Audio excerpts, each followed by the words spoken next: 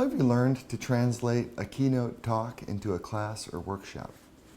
You know, it's really interesting because I just did my Journey Capital talk at South by. And one of the things I find, really hard about talks in general is that it's that whole I'm talking and you're receiving, right?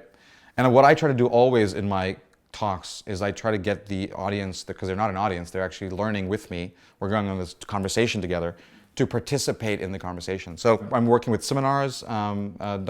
They're this great online learning platform here in Austin. And they've been on a journey to figure out what learning is all about. And it's all about creating space. You have to make the learner do work.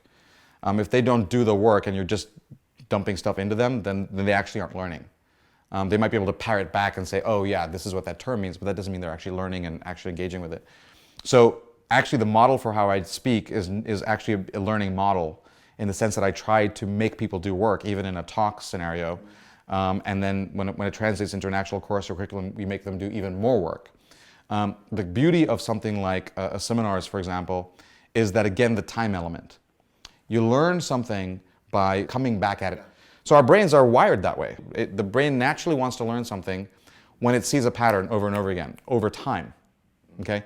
So this is the key thing with learning, is that you've got to repeat the pattern. And that just naturally kicks in the brain's natural cognitive desire to absorb a concept and make it learn. So that's the other thing, is how do you spread that learning in little chunks over time is a really big piece of that.